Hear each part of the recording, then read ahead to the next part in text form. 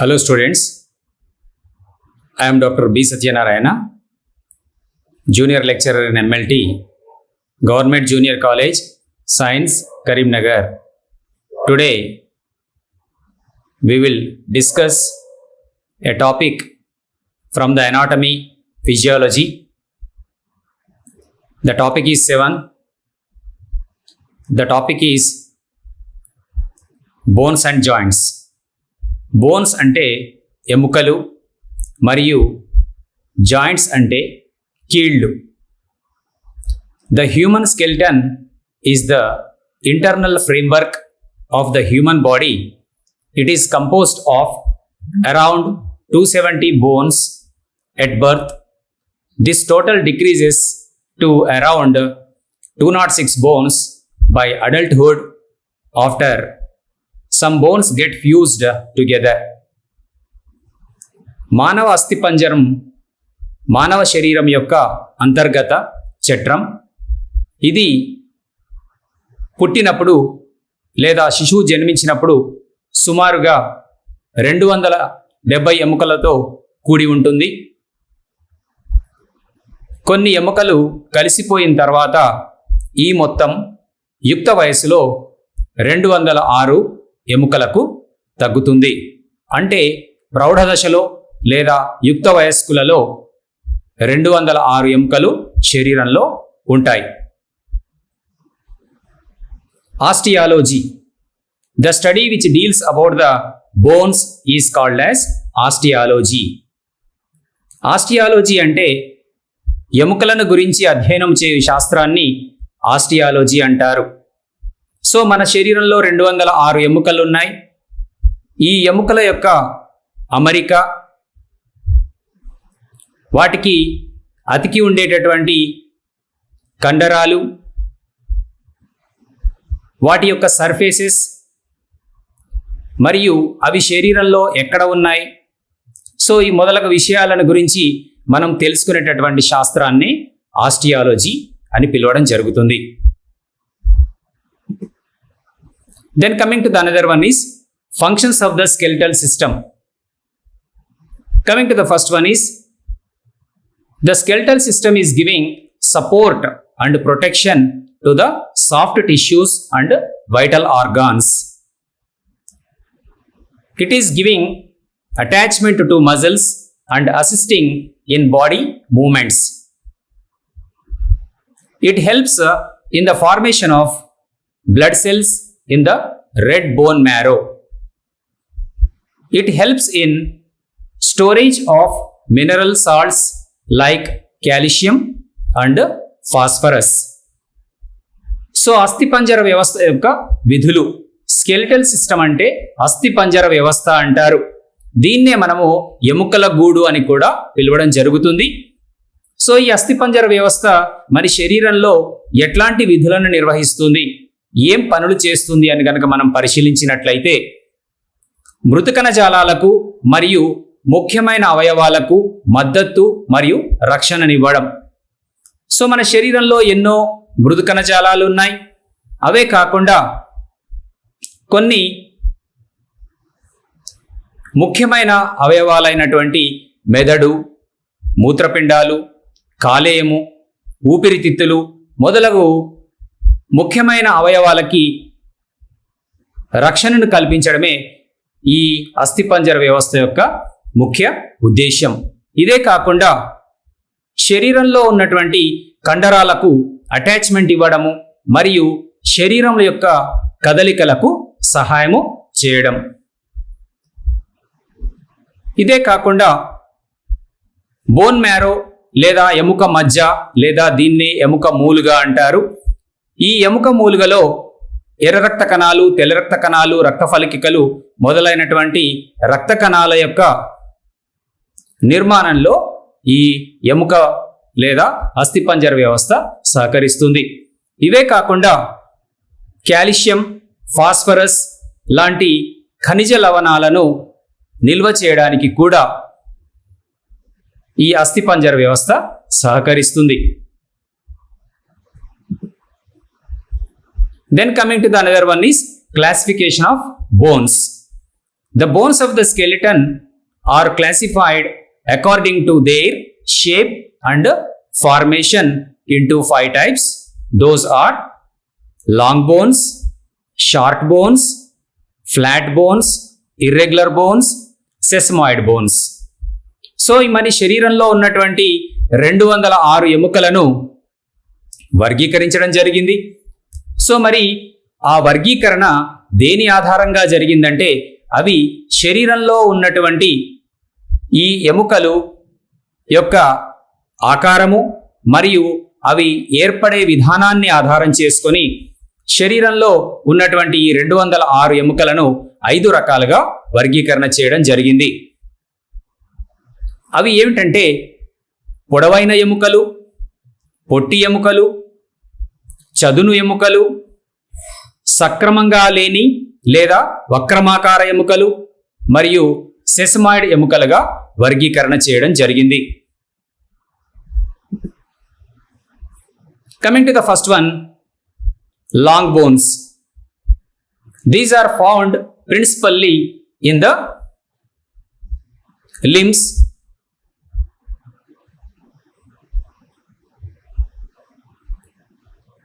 these bones consist of a shaft and 2 extremities. Long bones act as levers in the body and make movement possible. Examples are femur and humerus. So ఈ long బోన్స్నే మనం పొడవాటి ఎముకలు అని అంటాము. ఇవి ప్రధానంగా అంగాలలో కనిపిస్తాయి. పూర్వాంగంలో మరియు చరమాంగాలలో ఇవి ప్రధానంగా కనిపిస్తాయి. ప్రతి పొడవైన ఎముక ఒక షాఫ్ట్, ఎముకలోని మధ్య భాగాన్ని మనము షాఫ్ట్ అంటాము. ఒక షాఫ్ట్ను కలిగి ఉంటుంది మరియు 2 చివరలు లేదా 2 అంత్య భాగాలను కలిగి ఉంటుంది. పొడవైన ఎముకలు శరీరంలో మీటలుగా పనిచేస్తాయి మరియు ఇవి శరీరం యొక్క కదలికను సాధ్యం చేస్తాయి. పొడవు ఎముకలకి ఉదాహరణగా తొడ భాగంలో ఉండేటటువంటి ఫీమర్ లేదా తొడ ఎముక అంటారు మరియు ఆమ్లో ఉండేటటువంటి హ్యూమరస్ను మనం ఉదాహరణలుగా చెప్పవచ్చు. Then coming to the another one is the short bones. These are composed largely of cancellous bone tissue required to be light and strong. They have a thin covering of compact tissue. Short bones give strength in support as in the strength shown in the wrist.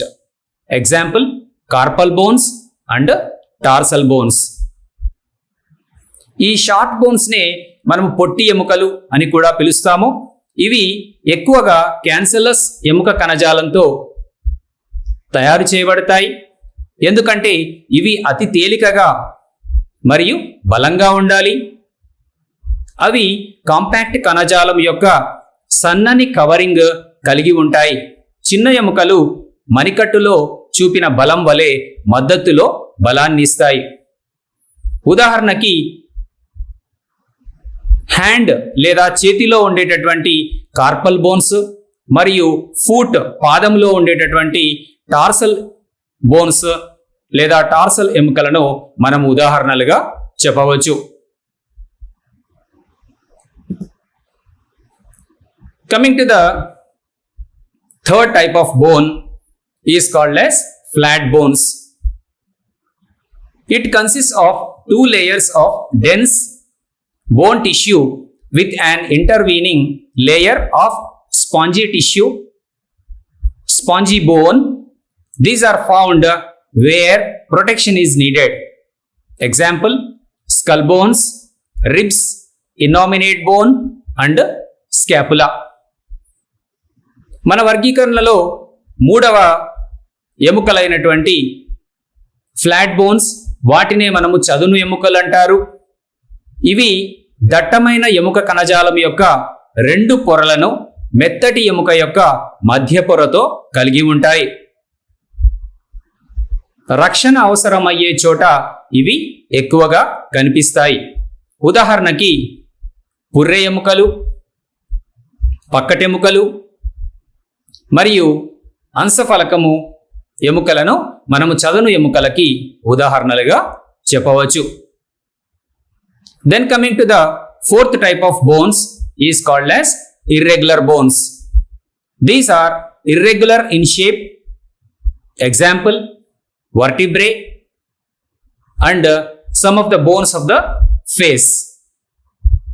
వీటినే irregular బోన్స్ని మనం వక్రమాకార ఎముకలు అని పిలవడం జరుగుతుంది. ఇవి వీటికి ఒక నిర్దిష్టమైనటువంటి ఆకారం ఉండదు, సక్రమమైనటువంటి ఆకారంలో ఉండవు, వంకర టింకరగా జిగ్జాగ్గా ఉంటాయి. ఉదాహరణకి వెన్నుపూసలు మరియు ముఖము యొక్క కొన్ని ఎముకలను మనము ఈ వక్రమాకార ఎముకలకి ఉదాహరణలుగా చెప్పవచ్చు. Coming to the fifth type is called as sesamoid bones. These are another group. These are developed in tendons of muscles and are found in the vicinity of a joint. Example, the patella.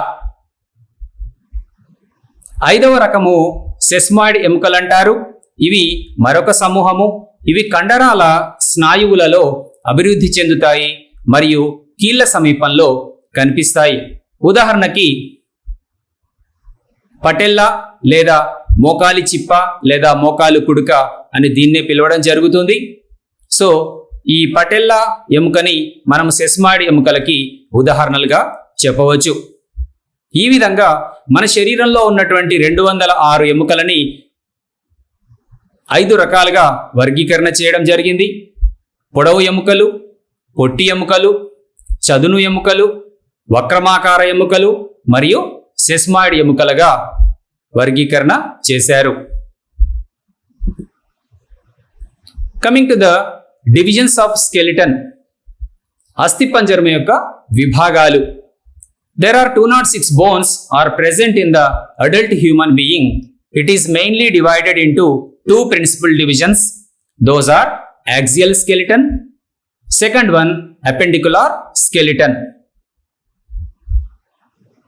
ఇప్పుడు మనం తెలుసుకున్న విధంగా యుక్త మానవుల్లో 206 ఎముకలు ఉంటాయి. ఇవి ప్రధానంగా 2 విభాగాలుగా విభజించబడింది. అవి అక్షాస్థిపంజరము మరియు అనుబంధాస్థిపంజరము. So coming to the first one is axial skeleton. It comprises of 80 bones distributed along the axis of the body.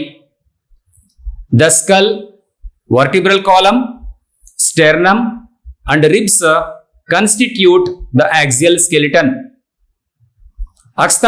అక్షాస్థిపంజరము ఇది శరీరం యొక్క అక్షం వెంట పంపిణీ చేయబడినటువంటి 80 ఎముకలను కలిగి ఉంటుంది.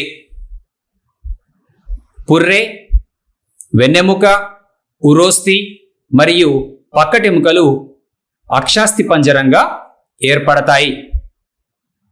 So coming to the first one is the skull. The skull. The skull is the bony framework of the head arranged in 2 parts.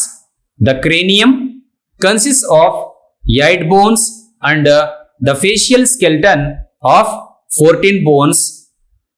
Total 22 bones in all. Skull ne purre antaru. Purre అనేది తల యొక్క అస్థి చట్రము. ఇది 2 భాగాలుగా అమర్చబడి ఉంది. ఒకటి కపాలము, 2 ముఖము. ఈ కపాలంలో 8 ఎముకలుంటాయి, ముఖంలో 14 ఎముకలుంటాయి. మొత్తంగా కలిసి ఈ పుర్రెలో 22 ఎముకలు ఉంటాయి. Coming to the cranium, it is the brain box which is formed by 8 flattened bones. They are 1 frontal bone, 2 parietal bones, 2 temporal bones, 1 occipital bone, 1 sphenoid bone, 1 ethmoid bone. కపాలము దీది మెదడు యొక్క ఎముకల గూడు. ఇది 8 చదునైన ఎముకలతో ఏర్పడుతుంది. అవి 1 లలాటికాస్తి, 2 కుడ్యాస్తులు, 2 కనతాస్తులు, 1 అనుకపాలాస్తి, 1 స్వీనకీయం, 1 సేవకం. ఈ విధంగా కపాలం లేదా క్రేనియంలో మొత్తము 8 ఎముకలు ఉంటాయి. Coming to the facial bones, there are 14 facial bones, all except the mandible being united by sutures and immovable. They are the nasal 2, the maxillae 2, the zygomatic bones 2, the mandible 1, the lacrimal bones 2, the palatine bones 2, inferior nasal conchae 2, and the vomer 1. Facial bones లేదా ముఖములోని ఎముకలు. ముఖంలో 14 ఎముకలుంటాయి. Mandible ఎముక మినహా మిగిలిన ఎముకలన్నీ కలిసి ఉంటాయి. అవి 2 నాసిక, 2 మ్యాక్సిల్లే, 2 జైగోమాటిక్ ఎముకలు, 1 మ్యాండిబుల్, 2 లాక్రిమల్ ఎముకలు, 2 పాలటిన్ ఎముకలు, 2 ఇన్ఫీరియర్ నాసల్ కోంకే మరియు 1 ఓమర్ ఎముకతో కలిసి ముఖంలో మొత్తంగా 14 ఎముకలు ఉంటాయి. Coming to the vertebral column, it is otherwise called as spinal column. It is a flexible structure formed by a number of bones called vertebrae. Between each 2 bones, the column is supplemented by pads of fibrocartilage. The adult's column measures 60 to 70 centimeters in length. There are 33 vertebral bones divided into 5 divisions. Those are vertebral కాలంనే వెన్నుపూస కాలం లేదా వెన్నెముక అని పిలవడం జరుగుతుంది. ఇది వెన్నుపూస అని పిలువబడే అనేక ఎముకలతో ఏర్పడినటువంటి సరళమైన నిర్మాణము. ప్రతి 2 ఎముకల మధ్య కాలం ఫైబ్రోకార్టిలేజ్ యొక్క ప్యాడ్లతో భర్తీ చేయబడుతుంది. యుక్త వయస్కులలో వెన్నెముక పొడవు 60 నుండి 70 సెంటీమీటర్లు. ఇందులో 33 వెన్నుపూసలు ఇటుకల మాదిరిగా ఒకదానిపైన ఒకటి అమర్చబడి ఉంటాయి. ఈ 33 వెన్నుపూసలను మనము 5 విభాగాలుగా విభజించడం జరిగింది. అవి cervical vertebrae. These are 7 in number. The first vertebra is called the atlas and the second the axis. Atlas is articulated by the occipital condyles and has an odontoid canal. Axis has a strong odontoid process that fits into odontoid canal of the atlas to facilitate rotation of head. So ఈ cervical vertebrae మెడభాగంలో ఉంటాయి. దీన్నే cervical division అని అంటాము. ఈ మెడభాగంలో ఉన్నటువంటి 7 ఎముకలను 7 వెన్నుపూసలను మనము గ్రీవ కశేరుకాలు అంటారు. దీనిలో 7 వెన్నుపూసలుంటాయి. మొదటి వెన్నుపూసను అట్లాస్ మరియు రెండవ వెన్నుపూసను అక్షం అంటారు. అట్లాస్ ఆక్సిపిటల్ కాండైల్స్తో జతపరచబడింది మరియు ఒడంటాయిడ్ కాల్వను కలిగి ఉంటుంది. యాక్సిస్ ఒక బలమైన ఒడంటాయిడ్ ప్రక్రియను కలిగి ఉంది. ఇది తల తిప్పడానికి వీలుగా అట్లాస్ యొక్క ఒడెంటాయిడ్ కుల్యలో ఇమిడి ఉండి తల కదలికలకు పరిభ్రమణానికి తోడ్పడుతుంది.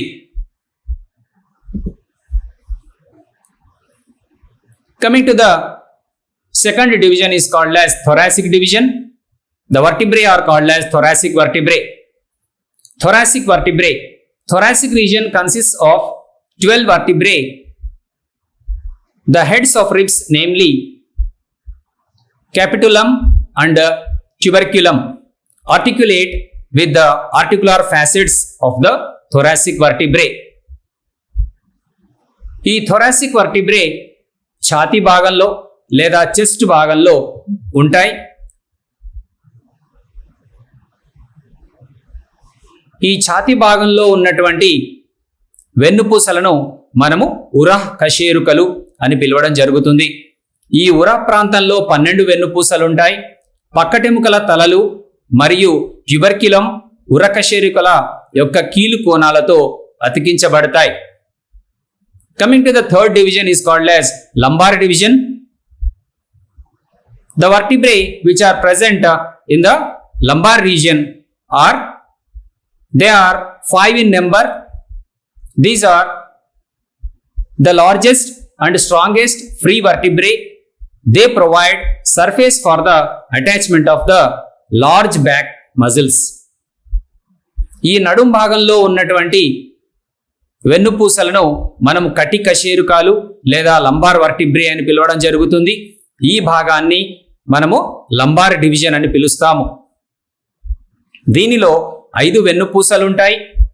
ఇవి అతి పెద్ద మరియు బలమైన వెన్నుపూసలు. ఇవి వెనక భాగంలో గల కండరాలకు సంధితలాన్ని అందిస్తాయి. Coming to the last one is sacrum. It is a triangular bone formed by the fusion of 5 sacral vertebrae. త్రికం, ఇది త్రిభుజాకార ఎముక 5 త్రిక కశేరుకల కలయిక ద్వారా ఏర్పడుతుంది. Coming to the coccyx. It is a triangular bone formed by the fusion of 4 coccygeal vertebrae. ఈ కాకిక్స్ నే మనము పుచ్చ అనుత్రికం అంటారు. ఇది 4 వెన్నుపూసల కలయిక ద్వారా ఏర్పడినటువంటి త్రిభుజాకార ఎముక. Coming to the another bone is called as sternum. దీన్నే ఉరోస్థి అంటారు. It is a long flat bone. It runs down the front of the thorax. It is divided into 3 parts. ఇది వక్షం యొక్క ఉదర మధ్య రేఖలో అమరి ఉండే బల్లపరుపు ఎముక. ఒక బాకు మాదిరిగా ఉంటుంది. దీనిలో 3 భాగాలు ఉంటాయి. ఈ ఉరోస్థిలో పై భాగాన్ని మానుబ్రియం స్టెర్నం, మధ్య భాగాన్ని బాడీ ఆఫ్ ద స్టెర్నం మరియు చివరి భాగాన్ని జిఫాయిడ్ ప్రాసెస్ లేదా జిఫీ స్టెర్నం అని పిలవడం జరుగుతుంది.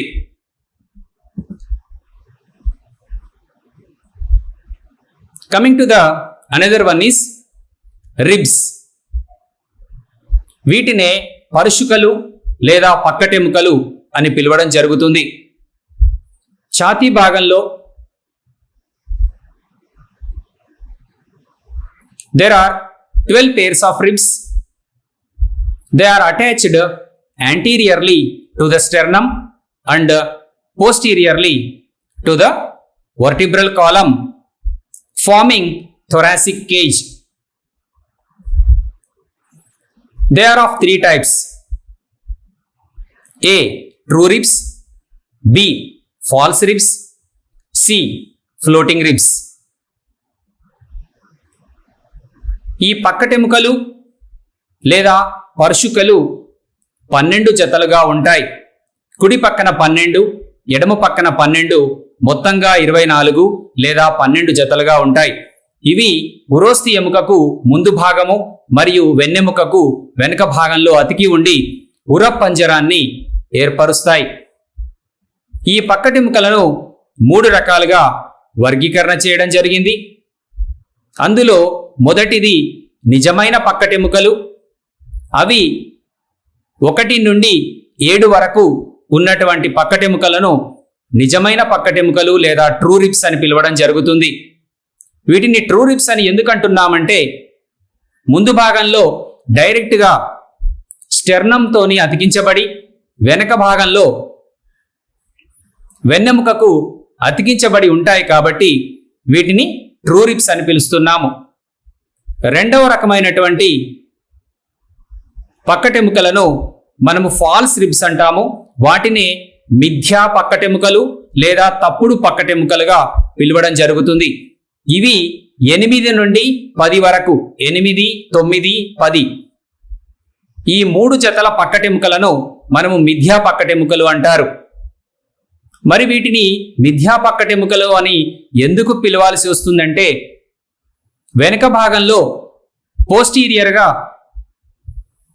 ఈ పక్కటెముకలు వెన్నెముకకు అతికించబడి ముందు భాగంలో డైరెక్ట్గా స్టెర్నంకి అతికించబడకుండా ఒకదాంతోనొకటి జాయిన్ అయిపోయి ఒకటే ఎముకలాగా కలిసిపోతాయి. కాబట్టి ఆ కారణం చేత మనము ఈ పక్కటెముకలు లేదా పరుషుకలను 8 నుండి 10 వరకు ఉన్నటువంటి పరుషుకలను మనము మిథ్యా పక్కటెముకలుగా పిలవడం జరుగుతుంది. మూడవ రకమైనటువంటి పక్కటెముకలు ప్లవన పక్కటెముకలు. 11వ జత మరియు 12వ జత పక్కటెముకలను మనము ఫ్లోటింగ్ రిబ్స్ లేదా ప్లవన పక్కటెముకలు అంటారు. వీటిని ఫ్లోటింగ్ రిబ్స్ అని ఎందుకు అంటున్నామంటే ఇవి వెనక భాగంలో వెన్నెముకకు అతికించబడి ముందు భాగంలో ఎట్లాంటి ఆధారం లేకుండా గాలిలో తేలుతున్నట్టుగా ఉంటాయి. కాబట్టి ఆ కారణం చేత మనము ఈ 11వ జత 12వ జత పక్కటెముకలను మనము ప్లవన పక్కటెముకలుగా పిలవడం జరుగుతుంది. ఈ విధంగా ఈ ఉర పంజరములో 12 జతల పక్కటెముకలు ఉంటాయి.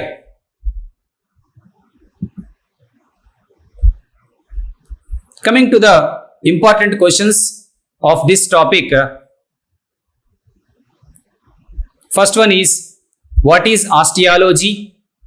Second one, what are the functions of skeletal system? Third one, what are the bones of the skull? Fourth one, name the divisions of vertebral column. Fifth one, what are the types of ribs? ఈ పాఠ్యాంశంలోని ముఖ్యమైన ప్రశ్నలు ఏంటంటే, మొదటిది osteology అంటే ఏమిటి? ఎముకలను గురించి అధ్యయనం చేసేటటువంటి శాస్త్రాన్ని ఆస్టియాలజీ అంటారు. రెండవ ప్రశ్న, అస్థిపంజర వ్యవస్థ యొక్క ముఖ్య విధులను తెలుపుము. సో అస్థిపంజర వ్యవస్థ మన శరీరానికి ఒక నిర్దిష్టమైనటువంటి ఆకారాన్ని ఇస్తుంది. కండరాలు అతికి ఉండడానికి అటాచ్మెంట్కు సహకరిస్తాయి. రక్త కణాల ఉత్పత్తిలో తోడ్పడతాయి. శరీర కదలికలకు తోడ్పడతాయి. ఈ విధంగా అస్థిపంజరం యొక్క విధులు ఉన్నాయి. మూడవ ప్రశ్న, పుర్రెలోని ఎముకలు తెలుపుము. పుర్రెలో ఎముకలు 2 రకాలుగా విభజింపబడ్డాయి. ఒకటి క్రేనియల్ బోన్స్, రెండవది ఫేషియల్ బోన్స్. క్రేనియల్ బోన్స్నే కపాల ఎముకలు అంటారు. అవి 8 ఉంటాయి. ఫేషియల్ బోన్స్ 14గా ఉంటాయి. Coming to the another one is, వెన్నెముక యందలి విభాగములను పేర్కొనము. వెన్నెముక యందు 5 విభాగాలు కలవు. అవి cervical division, thoracic division, lumbar division, sacral division and coccygeal division. 5వ ప్రశ్న, పక్కటెముకలలోని రకాలు తెలుపుము. పక్కటెముకలు లేదా రిబ్స్ 3 రకాలుగా వర్గీకరణ చేయడం జరిగింది. అవి ట్రూ రిబ్స్, నిజమైన పక్కటెముకలు. రెండవది ఫాల్స్ రిబ్స్ లేదా మిథ్యా పక్కటెముకలు. మూడవది ఫ్లోటింగ్ రిబ్స్. నిజమైన పక్కటెముకలు 1 నుండి 7 జతలు ఉంటాయి. 8, 9, 10 మిథ్యా పక్కటెముకలు. 11, 12 ఫ్లోటింగ్ రిబ్స్ లేదా ప్లవన పక్కటెముకలుగా ఉన్నాయి. ఈ పాఠ్యాంశంలో ఎముకల వర్గీకరణ మరియు అక్షాస్థి పంజరం గురించి తెలుసుకున్నారు. తదుపరి పాఠ్యాంశంలో పార్ట్ 2లో అనుబంధాస్థి పంజరము మరియు కీళ్ళను గురించి తెలుసుకుందాం. Thank you.